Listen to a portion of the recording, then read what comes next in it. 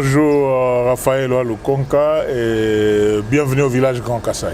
Alors, Lelo Tokomeka Kosembo la question, mi balé misa to ozali actualité. Il y a liboso d'abord ezali blocage na makambo yatali Seni to désignation ya moto arokitanana président ya Seni Corneille Nanga. Nangonga oyo to ki ba réaction comme un peu croisée. Yo en tant que visionnaire no lo bara toujours comment on a avenir électoral na mboka na biso pour 2023. Na komisi Nzambe mingi d'abord pour la visite na yo na mukolo leo na siège à Grand Kassai. Depuis na zonga yi mobembo, j'ai pris beaucoup de temps d'observer. Je ne voulais plus intervenir. J'ai reçu beaucoup d'invitations à des journalistes pour sur la question d'actualité en mboka na biso, mais j'ai pris beaucoup de temps à observer. Mais maintenant, j'ai trouvé quand même que quelque part, il fallait naloba. Il fallait naloba parce que si je ne dis rien, donc dérive et zolinga comme à moi ma casse. Et puis, Raphaël, ça fait plus de 3 fois que j'ai fait le voyage na Rwanda, na Kigali particulièrement. Oyo na kenda komona makambo na mona kuna. C'est-à-dire, ba discours otolobaka. Que ce soit les hommes politiques ou les religieux ou les leaders d'opinion, il faut assumer makambo tolobaka parce que la population nous suit.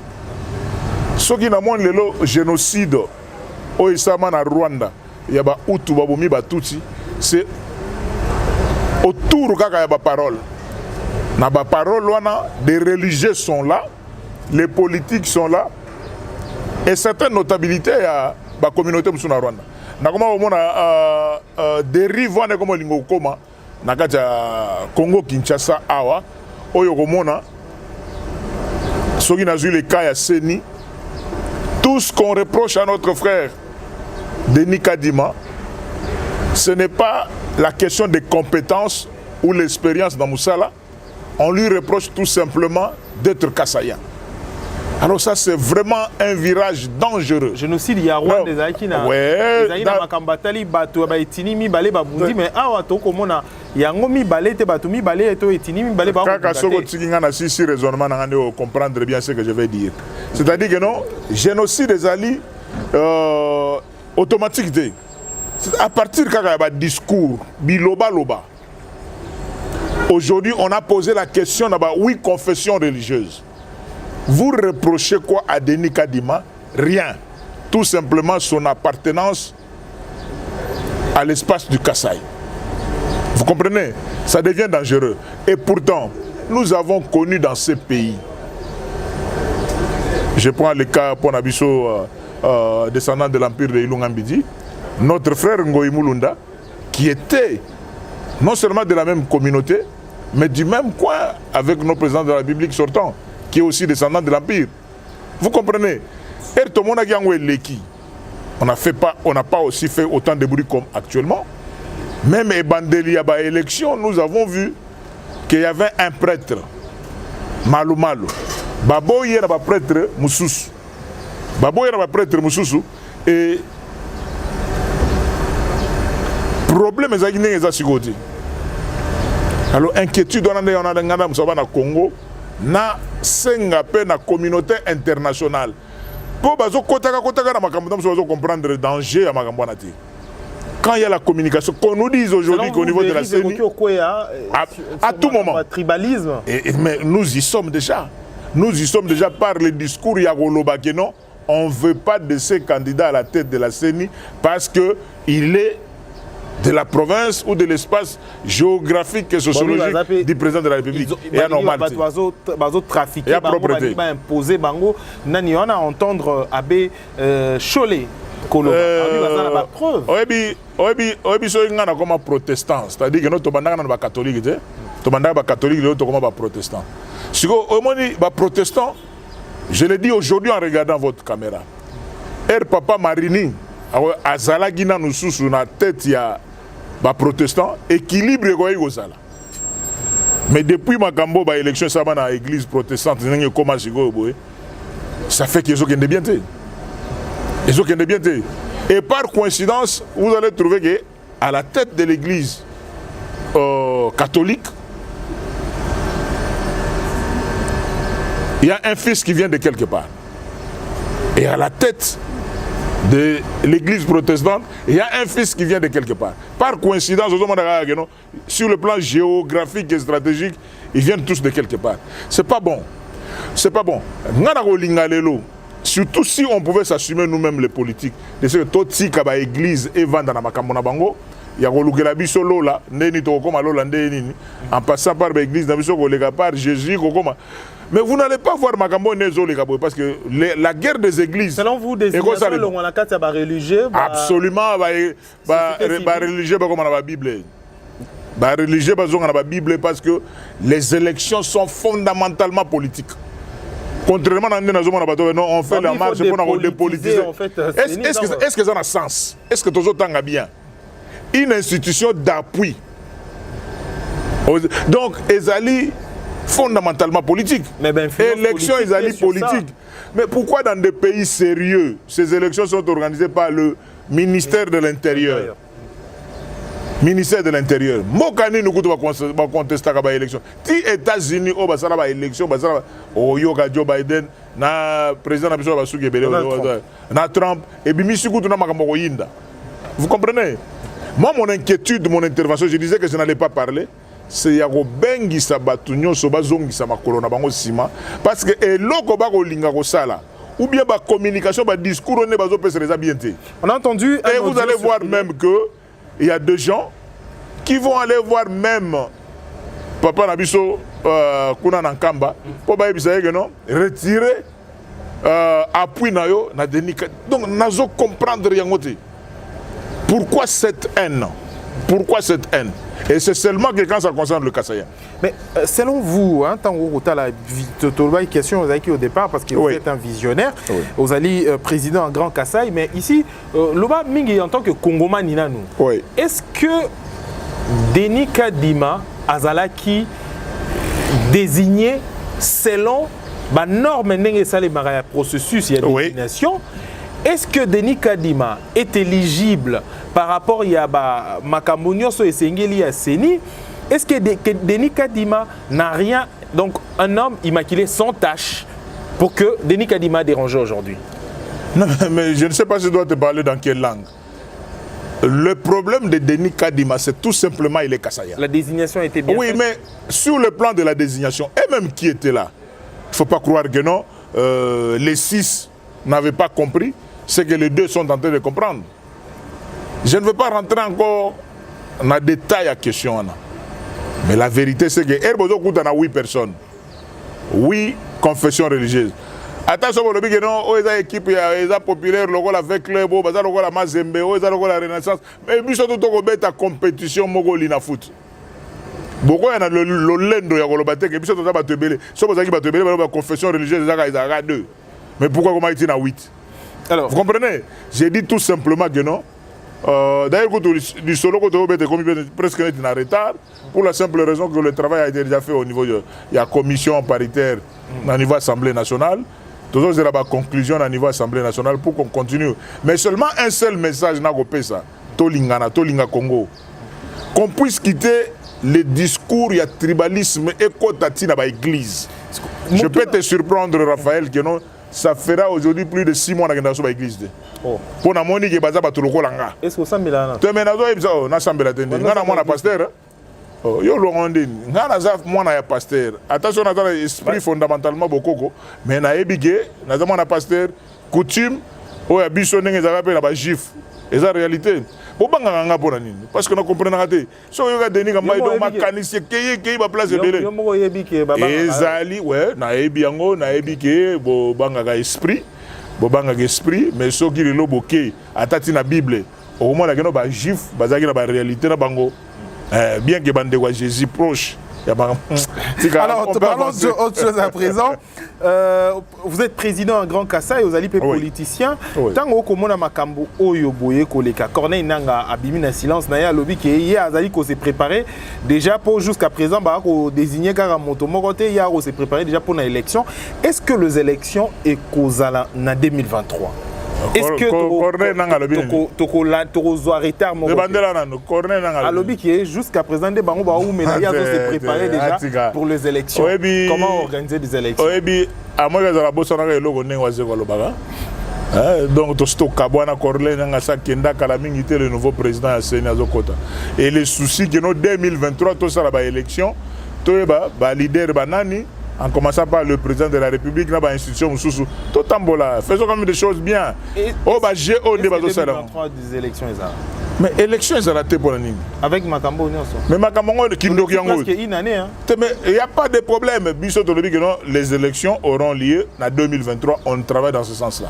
Alors, Motuna Oyo, en tant que parlementaire maintenant, parce que tout le monde a stade, il y a président Grand Kassai, en tant que parlementaire. En tant que président Grand Kassai, il y a protester pour Navolobageno, Tolinga espace à Grand Kassai, Tolinga 4 espaces linguistiques en Mogo. Tous en abolingo na Congo, tous en abolingo na Bangala, tous en abolingo na Swahili, tous en abolingo na Baluba. Il y a 4 espaces linguistiques. Il y a tribalisme, mais cette fois-ci pour un tribalisme. Tribalisme, c'est là que nous sommes occupants. Vous comprenez? Vous comprenez, la communication est simple. Vous allez voir que ce soit en 1960, le premier mandat Mbouta Kassavoubou, de 60 à 65, le Kassayen était là, ils accompagnaient sans composer le problème. Non, pourquoi tel 32 ans de pouvoir. Le Kassayen était là. Moulou Bazalaki. Ils y avaient comme le premier ministre, accompagné à 32 ans de pouvoir. Ils n'ont jamais parlé de tribalisme. Mais nous savons comment premier cordon, deuxième cordon, troisième cordon, ils ont fonctionné. Nous avons accompagné les 18 ans ou les 20 ans de pouvoir. Aussi là. Nous avons été là, nous avons été dans le système. Mais pour les quelques 2 ans et demi d'un Kassayen ou d'un Loubaphone, les problèmes se posent. Alors il y a une spiritualité. Oh, fais des révélations. Nous sommes spiritualité. C'est pas facile. Donc, nous sommes des juifs. Israël mais tout le monde arabe. Le problème du Kassai, c'est un problème spirituel. Si on comprend que on Kassai, on va tranquille. Bon, ça a assisté mandat sango et la jeune fille. Bako provoquer bino pour que les Kassai soient réagir.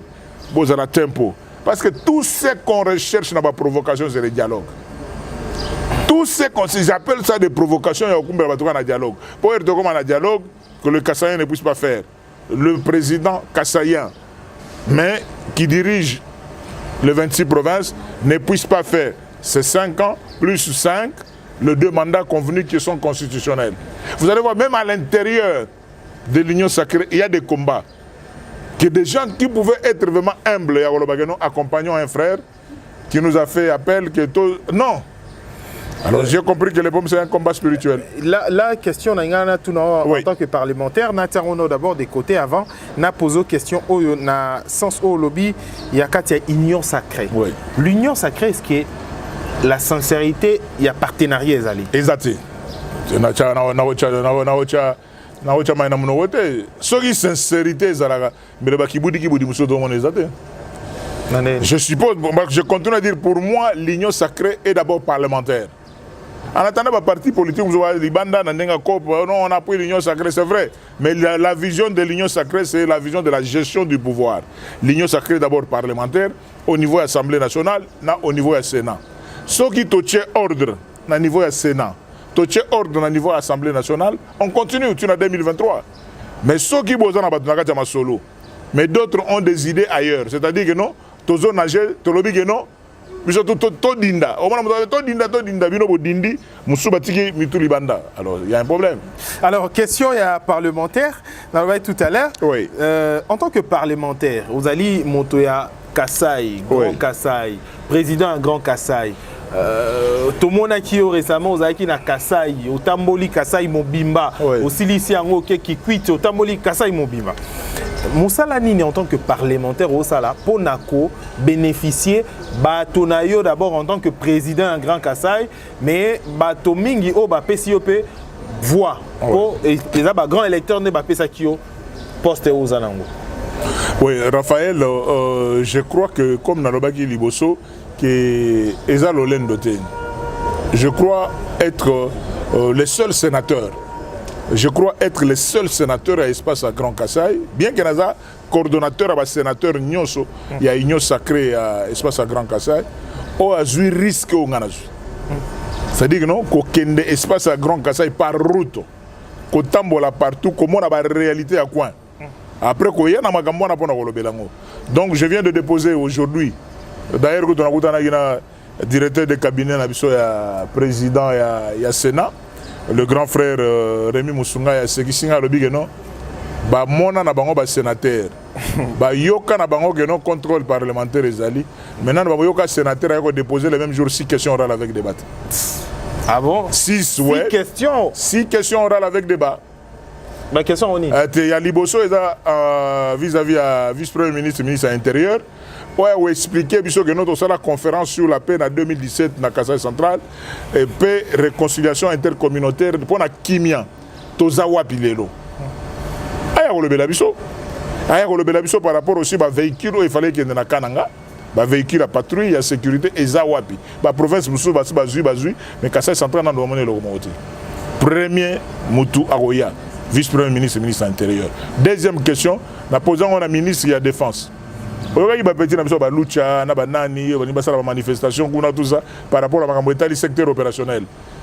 Le gouvernement parlementaire, la TV, et le gouvernement Moutou est fonctionné, combien on a papier.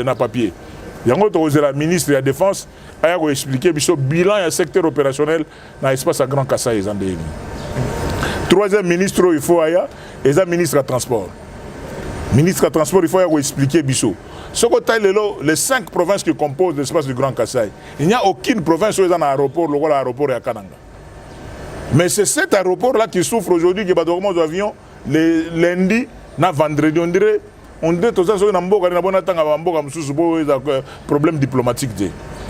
C'est normal, que les locaux qui sont de Kananga, il faut que ce soit lundi, soit vendredi. Ministre du Transport a expliqué que ce sont les Andéens. 4 ministres ministre des ressources hydrauliques. Oui, le Kassaïen ne demande pas beaucoup. Ndenge na tambolina ndenge na mona na beke tozaka na biloko 3 en urgence. To siri sanzela na biso to cha makadam. Kamwesha kananga mbujima kabinda lomami.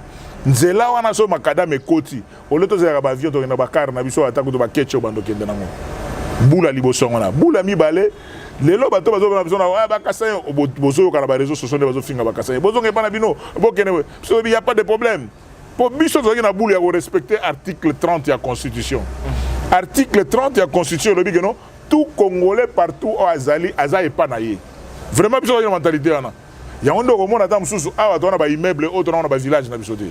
Pourquoi? Parce que to kanisa ki ke to na Congo. Mais le ko la ba to ba kana bozo ngeba. Merci beaucoup pour la maïre au pesi biso. To lingi to zonga to ba ko tonga mboka na biso Jérusalem na biso. Boule to za nango déjà d'ici là yangwana. Mais entre-temps, gouvernement ya ba warrior to ko senga bino nini. Désenclavement ya espace à Grand Kassai. Olé ba sucre ba marchandise na biso kenda okita kuna na Kasumbalesa. To ba do biso ngana lobito Kalambambuji na Kamako. Ezo côté là wana ka. Okomona ka un commerçant oko sala commerce na e triangulaire azo so ba côté ezo kota. Par an a voyager ba 6 fois. Et pourtant, ce qu'on est allé avec Banzela à côté à Kasumbalesa, commerçant Bimara une fois par an. Avec quelle recette à côté, comment ils ont gagné? Désenclavement. Souci n'a pas. Quatrième préoccupation, on a dit pour la cité, ministre de chute de Katende. L'espace de la Grand Kassai et Koki qui a envié Mboka dans les provinces de mon côté. Parce que les minéraux, ils sont dans Kassai, Bebo. Non exploitant à l'état pur. Ils ont des diamants, ils ont des coltan, ils ont des cuivre, ils ont des or, tout y est. Mais ils ont un courant. Ce qui courant est côté, je crois qu'on va aller envier au Gendaka côté pour nous finir ma bonne année. Nous allons faire notre paradis, nous allons faire notre Dubaï autour de lac Mukamba en construisant une nouvelle ville là-bas. Question, Moussou na bengi si ministre de la culture. Alors, maman ministre de la culture, parce que oui, dans l'espace culturel, nous devons défendre le culturel. Biso tout na ba fête na biso, tout la musique ya Wazé quoi, ya Kofi Olomide, ya Jibé, ya Wera, ba Ferre, ba Fali. Mais eza normal té ata mukete que nos musiciens sont en difficulté maintenant à se produire à l'extérieur. Au moment où nous avons un gouvernement de warriors, que fait le gouvernement? Parce que papa, on a vivre à la quoi? Bien que écrivain, il y a des petits bonbons, il y a des livres, mais il y a des cartes d'artistes, musiciens. Vous comprenez? Donc, ils vivent de leur musique, mais pour mettre la musique, il n'y a pas eu problème. Dernier, ils ont petit Ferré. Ferré, il devait jouer il y a quelques jours. Non, Abetate, Arobet. Mais dans la diaspora, c'est produit au soutien de la diaspora. Voilà, combattant. Mais c'est ça le problème. Il y a un effort au solo là. On a combattant. Bon, on a repris sa idée. On a proposé, on a bien ici, madame la ministre, mais la tentative avec le sportif. Avec les sportifs, nous étions dans de bonne voie. Et Nazaraga, ministre du sport, avec les sportifs et la diaspora, nous étions déjà en pourparlers. Lélo, dernièrement, nous avons s'excusé à Paris. Tout à l'heure, on a fait un musique action Zakoto, petit drapeau blanc. Tous les sportifs de combat, on a fait Salami Kadima, Imana Maradona. Na bavier Yuri Kalinga Yuri Salima politique non balé qui n'a pas de place basali. Moi j'avais initié un truc que les sportifs de combat et la diaspora se dissocier dans les politiciens. Parce qu'un sportif a un objectif et nous savons comment va commis. Nana au Japon, grand champion du monde na MMA. Grand fighter. Banana ba beta ka ba mindele na ndenge moko eza en Afrique du Sud, bazali wana eza na Japon. Baza makasi, baza fort. Donc bango ba sala ka ba 2 minutes te ba beta ka ba mindele na ndenge moko. Bana ba ko bunda na drapeau congolais. Bango nyonso o a changer nationalité za nante. Ba ko bundela Congo. Mais tant que ministère du sport a eu bango te. Vous comprenez? C'était ça le combat. On a dit non, comment on s'enguille ça, sportif de combat. Les autres sportifs sont ou bien ils rejoindre Nzela et combattant. C'est le manque d'encadrement. Ministre du sport, on répond bien à la question, mais dans la niveau culture, parce que nous voyons le cercle français, belge, ma musique, mais pourquoi ils ne peuvent pas permettre aussi à nos musiciens, mais qu'est-ce qu'un musicien doit avoir avec politique Yamboka? Il est compliqué un peu, moi, je dois aborder des questions. Cette question est très vraiment sensible, hein, parce que les Congolais, même les artistes et les musiciens, manquent à gagner énorme. Vous avez touché vraiment le cœur des artistes. Alors, aujourd'hui, il y a moins bizarre. Ceux qui, par exemple, Congoman, ils ont évolué à la Potonet, Congolais, Maître Gims, Dadju, ce petit concert, c'est pas un problème. Le problème, c'est pas Maître Gims, c'est chez lui. Combattant, Maître Gims. Donc, on dit pas pour. Donc, vous comprenez? Biso, musicien, mais Gims c'est chez lui. Zoulou, guerrier, donc personne ne peut prendre les risques contre Maître Gims. Il y a des potes voyageurs il y a des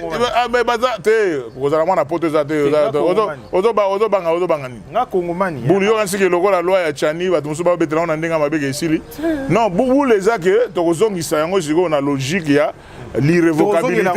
l'irrévocabilité de la nationalité congolaise. La diaspora vraiment na sengi na batu ande konanga nyoso bazakuna tobo mana biso na biso te batu wana ba kolisi bana na bango ba lesa bana na bango na musique. Alors et notre vandaka ka boye des injures des attaques mokiba to so ba sekaka biso. Parce que je ne vois pas ce qu'un artiste musicien peut faire pour argument de la guerre na est. Guerre comme si guerre na est na tango lwambo ezalakati. Niko Kassanda. Donc, Est Zaraga, oui, la Manyuni. Rochero Bazaraga. Mais la guerre à Est Zaraga toujours. Parce qu'ils ont les richesses. Toba Kobunsa Est. Et ça, c'est-à-dire quoi? Je serais heureux parce que vous les avez, non? Toyo Congolais qui attaqué ambassade moko ya mundele pour ebisa que non ba minduki yo tinda ko mino bato tinda minduki. Les Congolais ne fabriquent pas des armes. Mais ba armes bato ça na des ordres na est ko ezo utawa. C'est ça l'idéal. Et tout fait beaucoup de beaucoup de Belges, beaucoup de Français, beaucoup de biso diaspora congolaise, tout le monde dit que vous êtes un Congolais, un Quinois. Ouais. Donc vous êtes vraiment en tant que Quinois. Ouais. Moi on a tête. Moi on a tête. On est britannique. Alors on est esprit à Quinois en tant que leader puis également d'opinion. Oui. S'il faudra le bélo au moins pas artiste musicien. Ouais. Et puis et pas combattant. On sait net moment parce que est-ce qu'il y a encore concert il y a Kofi Olomide qui doit se produire ou est-ce qu'il y a un mais à Robert Arondé. Tout le monde, les autres annulés concernant entre le ce que nous devrions faire ndenge legi nanga churambo malobaga attaque guerre à 40-45 et soukaka na dialogue. Attaque guerre à 40-45 et soukaka na dialogue. Il faut que les responsables à combat ou à Londres, les responsables à combat ou à France, les responsables à combat ou à Belgique et ailleurs bavanda. Bavanda avec nos artistes. Et quand tu as un problème avec artiste, parce que combat et d'autres même politique, même politique. Et qui toi? Tu na lobby et zalaka nango kaka. Musupe comme appelle combat musupe na ndenga jalousie kaka. Mutu alinga mutu te mais au moins na bato na même boulot mais bato nos artistes bavanda kana poto. So ba mutu atumisa bango te. Mais quel est l'appui que les artistes de l'extérieur apportent? Bref, il faut dialoguer. Et en dialoguant, il faut que le gouvernement s'assume de sorte que le gouvernement n'a besoin d'un gouvernement. Quel est le problème? Parce que ceux qui la raison au système à régime est-ce que les mêmes raisons continuent? Vous comprenez? Et ça, on a lobby insécurité dans l'est de la République, l'insécurité à l'est n'a pas commencé sous le régime de Félix Tshisekedi, nous sous le régime de Kabila, nous sous le régime. Donc même avant Mobutu, quand Mobutu vient au pouvoir, il y a déjà ex-gendarme Katangé, déjà. Oyebi Katanga déjà. Oyebi musée Laurent Désiré Kabila qui n'a pas côté qu'on a nani. Toi là petit, bamsukuna ba botamité. C'est-à-dire que l'Ikambo est c'est-à-dire l'Ikambo vraiment que nous faut hôtel la communauté internationale. Parce que bangonde bazo bunisa lokola ba chinois ya kolobane di oyebi chinois mo na film à Bruce Lee na Chic Norris. Ake kota Chic Norris alebi Chic Norris on va te tuer. Ake pas chinois ake kota Bruce Lee, ayebi Bruce Lee Chic Norris va te tuer. C'est ça. Ne ba beta biso mutuka kota est pour ba exploiter ba richesse en boka. Alors l'état des sièges est en marche. Oui. Et le roni au komona. Tout moni voit ya bato à UNC ou azaka na kata union sacrée jusqu'à présent. Ba le but état des sièges ils allaient échec. Que pensez-vous de Raphaël oyebi babilo mususu il faut pas retombola na ndenga communication ngana mto INCT na ko zape ozoka te yango na lobby mais bango moko oyoki te ba ko beta na bango na INC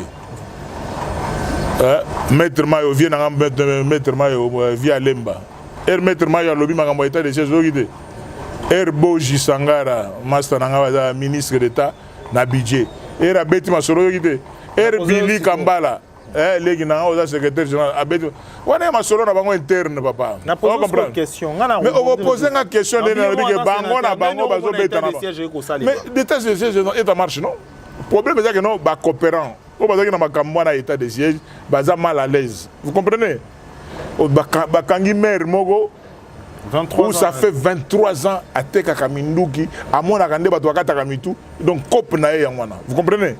L'ennemi du Congo, c'est le Congolais lui-même. Donc, Cop Naye à Salaga, alors c'est pour aller à 4 combien de mitou.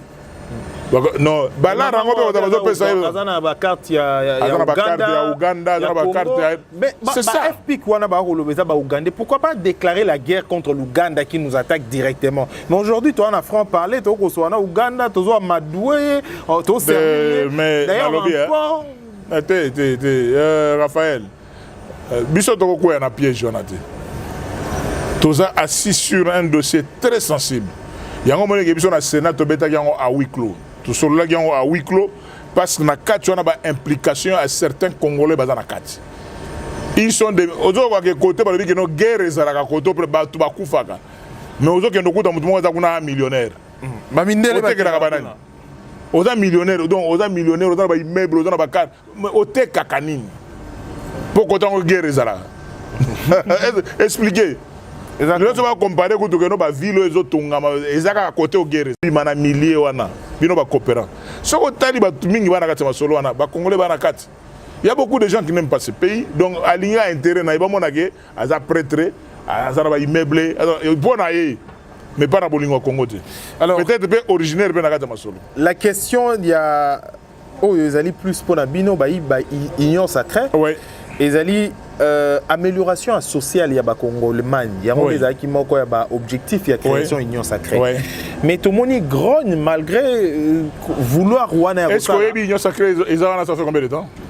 Na sisi motuna na ngate. Oui, na pona répondre pour toi avancer. Motuna na ngana sisi na. Odanga ba mituna nga ndenge ezalaka na ba TV. Ram oyo ko lelisa ba Kongomani. Na kata social ya mama moko azara na ekutu na ba wenze ba $1 na $1.5 yo za pembe na ba Congolais binde ni ba à un moment donné $1 1.5. Na ebi assistant nga Joël auto fentenga lobi ke no rama kati. Yango me yanga na iba testoki Joël ba rama ngo ikataka ndini. Na ebi na ngati. Ah, au moins, il y a un pourcentage en haute époque.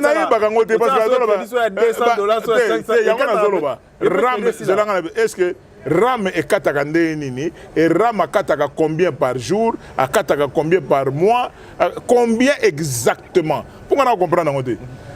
Vous comprenez? Donc, Nalobi, Jean, Tchofananga, Jampi, il y a un option de mais Joël a fait un lobby, non? Vieux, il y a un Jampi, mais Rama Katinga. Mais Rama, c'est ça. Joël, au Tchaï, combien d'unités? Il y a 200 francs. 200 unités. 200 unités, ça combien? 4000. 4400. Donc, il y a 200 francs, ou bien 500 francs, ou bien 1000 francs. 50 unités. Ah, tu vas bien mais à un souci, il y a 1000 francs, mais Rama 4. Imagine que Joël Bongo, il y a un discours populiste. Mboka oyo vivre sans ba taxe et ça. Ce que la Belgique. Belgique ba produire le côté ba vivre na ba taxe. Ce qui a manqué dans le dossier RAM communication ya mabe. Parce que netinga il faut vous expliquer nga Ramango bazo kata combien parce que bon yo na mono Hollande quand même dossier on a bien. Ba kata combien par mois par jour bon net pas na $2 $2 par mois ou par jour par mois $2 $2 mouton besoin $1 1.7 ça varie de $2 par mois donc likolo ya bok moko ya ko zela na ebisa na ebi combien de boko mela donc on mela ata secret donc likolo ya secret moko au pesi pour la république yango ngo to mamboka donc moi et en plus na insister au soko zela na ebisa yo na moni ba vie na moko boye o tozaka na bango na masolo na bona tonga bango ba komi ba donneur de leçons na masolo na ah bolingo Congo. Donc, yo Zoloba. Zoloba Bolingo Congo.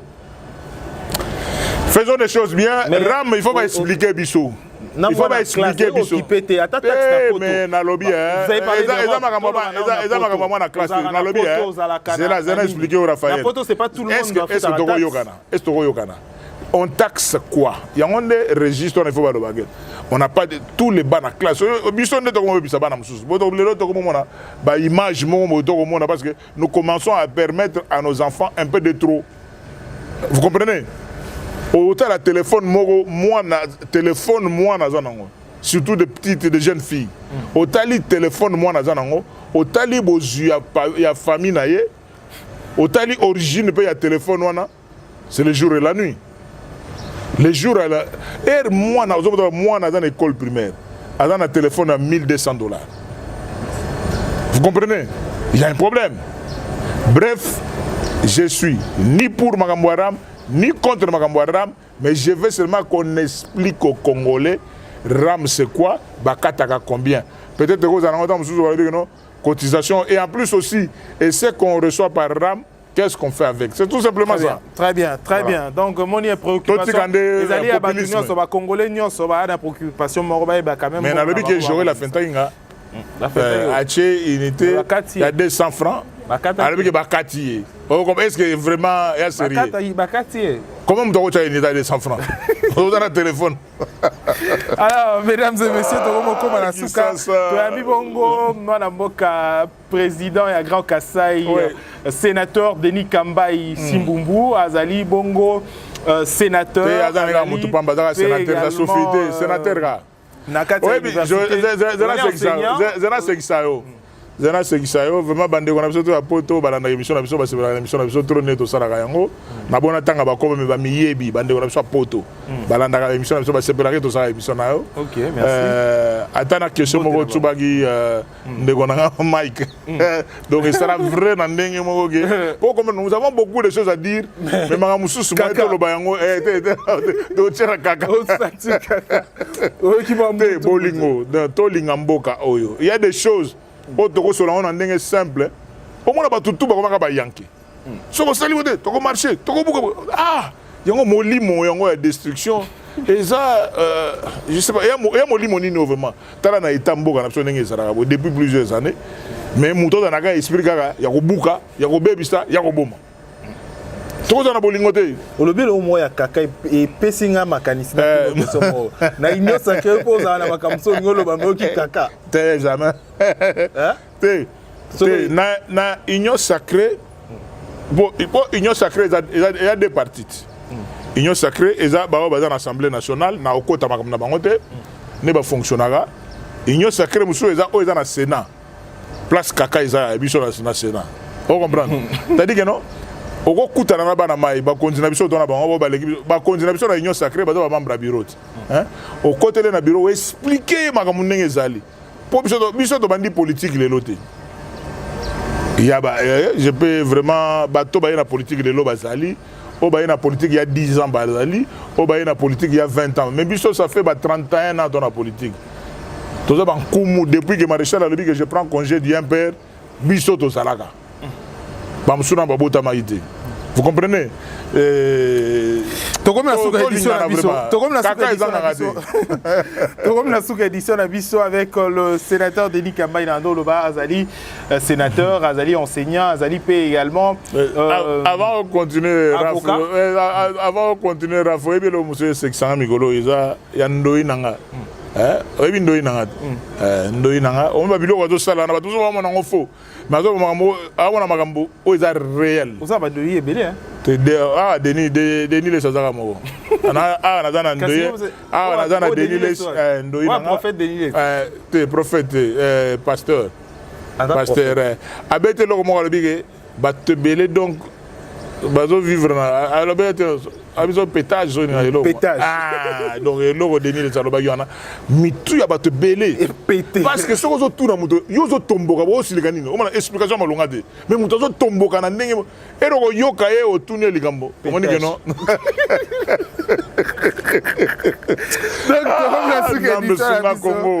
donc question bolingo mboka oui question à divers de tous à divers tout monde certificat oui donc tu as une question à divers tu as déjà un divers kuna donc pétage donc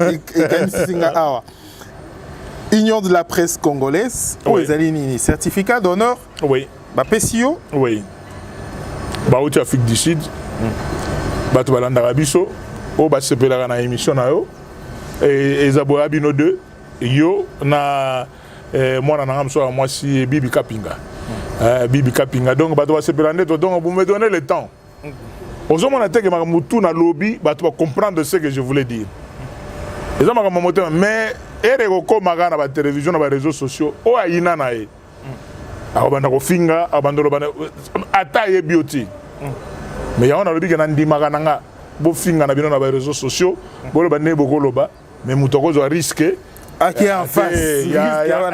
Alors, en qualité de visionnaire et artisan de la défense de valeurs du peuple kassaïen et surtout pour son sens de valoriser la culture kassaïenne dans le Grand Kassai. Donc, félicitations Nayo. Merci beaucoup. Au maxi sous-titre, Moko Zara, n'a pas titre aux Arabes. N'a pas titre belé, n'a pas diplôme belé. mais nayebisaki bana mayo bayelaki ngai eloko en Afrique du Sud et napesi bandeko na nga tout ya Grand Kassai en Afrique du Sud napesi bango mbote j'étais en Europe nde nasalaki na Europe nakosala yango mpe na Afrique du Sud oyebi dans la vie reconnaissance ovandi boye omoni badiplôme mosusu ezala na kisasa wana bavandi boya te bosala boye te Afrique du Sud bakolanda mamuto osolo ya Grand Kassai Kinshasa bana ba reconnaître libanda ba reconnaître te nga ba reconnaître nga partout ata na kan luka soko ko tuni Denis Kamba ata mwana 2 ans te na musala ko sa ya Grand Kassai ba bi ozaka mbongo ebele na gouvernement te kolanda bango te bato mitema mabe donc il faut peur so tondolo donc oya ko zo risque ya koloba non na olanda Denis Kamba ibo na ko souffrir donc eza volonté le cœur de bien faire. Vous comprenez? Voilà. D'accord, voilà. Aux Ali, au Bakissi, Moko Yabatitre. Na Bakissi, parce que nous avons chevalier de l'ordre national. Monsieur Laurent Désiré Kabila et le Mumba, on a côté Mambo Sport. On a un diplôme belé. L'ancien président. Oui, c'est un beau gars. Balingani. Balingani. Évitez son atuna yo ngoto. Tuna yo, ngana sa ebisa yo keno. Na lobby ngai ba question tout na répondaka yo ça taboué on ki photo wana babi kala ezaka so sali mabe o ba bengi sio kuna moi chicote yo pozwaka ta moi te wana biloba loba na mona ngote na yoka ya ngote babi ke ba peta ba te belé mais ba ko ba beta ba wana ba o témoigner pour ngate nga te ngati ata skive te rien ngate ngana guerrier te rien mais na lobi ngana guerrier mutoko kanisira nga makambo na azati en plus aussi pour na comme en étape wana na habité aux andeni parce que Denis Kambai peselingi vous comprenez c'est-à-dire que non j'ai donné la joie aux Congolais na domaine ya sport ya goweli sakoloba ezati na province ya Kassai central à moins que Ozala Moté Mamabé, ni Tété Denis Kamba na Kassai central, mais l'élection est Salaima T. Vous comprenez? Non, papa Kaïsong, j'ai donné la joie. Donc, on appelle ça partout dans les gars. Donc, je suis un homme normal. Fekofa, tu as une vidéo Kotikalana. Est-ce que vous avez un candidat? Pourquoi vous avez un sport? Vous avez un sport, vous avez un grand Kassai. Bon, on a lobby na idée nanga, na biso Sénat, j'ai déposé 6 questions orales avec débat. Kalaming idée, Kashingam na répondre ndenge na. Pourquoi on na répondre là yo? Na lobby boy, moi te nga na zo expliquer, nga na expliquer à la population. So lobby on congolais on comprend que toutes nos questions répondre. Peuple nga na lobby boy, nga na Olanda Raphaël le Konkati. Na auto déposé 6 questions orales avec débat. Ministre de la Défense a répondre, ministre de l'Intérieur a répondre, ministre de la Culture a répondre, ministre du Transport a répondre, ministre des Ressources hydrauliques pour la de Katende a répondre, ministre de l'Innovation. Donc, que demande le peuple? Donc, il y a solo la maman à parler. Il y a Liboso, intervention dans les alliés à Olobagano, Tolingana, Congo, Poto Kende Liboso, Congo est dans la forme à Kiti. Il faut ba Congo, ba Luba, Bangala, ba Swahili, biso to za liboke moko poto tonga mboka. Mais il faut pas ezalakati et comme dans niveau ba église. Tribalisme ko tatina kata ba église. Yango mona bando décourager son mususu to bando ngenda ba église te. En attendant bena ça la église nanga parce que Bible est quand même na mutu banda Genèse ti Apocalypse voilà. Kovana mingi na monstre d'amour monstre tanga Bible to okomo ekolande te oh kotanga Bible te na lobby monstre a pasteur ti monstre a pasteur te atanga ka Bible mais nga naza fils a pasteur pera ba monstre a pasteur te verset biblique te mais verset biblique on tamba na mutu mikolo oyo yebi na yebi psaume 23 ba psaume 23 na yebi yango. En plus aussi, Matthieu chapitre 5. Oui, au moins, Matthieu chapitre... Donc, yo... Alors, ça n'est fini pour cette émission. Merci d'avoir suivi. Le béabatinier sur Hollanda. C'est le moment. Le problème, na yo... Apesi ba master tu ami Kilimbote. Na CPI na visite à Raphaël Lokonka. Oh, ils ont essentiellement la communication. Na biso d'autant que c'est en église. Na biso déjà awa. Maté a l'élo ils ont un message. Il y a kimia na ba Congolais. Totika ba discours. Il y a un tribal. Ba Luba, ba Swahili, ba Congo, Bangala. Muto vandi surtout nga na zomo na elo Congo pe justice pe zo landela makambo te. Il y a autant que muto vandi zo tourna muto muso la bino. mais aucun dépend de la colonie. Azobo ça n'était que la violation de l'article 30 de la Constitution. Où ils ont les Congolais tout partout à vendre des aïpanaï. Mais ça va demander ni mageno ba ba kepa na ba ba donc ne ko bo mambo kande yango na balkanisation de yango na. Donc to côté ya bolingo kimia ezala na kati ya église et partout. Et to lobby boy. En ce qui concerne la question à Seni, le travail a été déjà fait. 6 sur 8, 2 baboy, donc 2 katani, 6 ba gagné, ba lobby Denis a demandé pour naïe. Merci, c'est fini pour cette édition.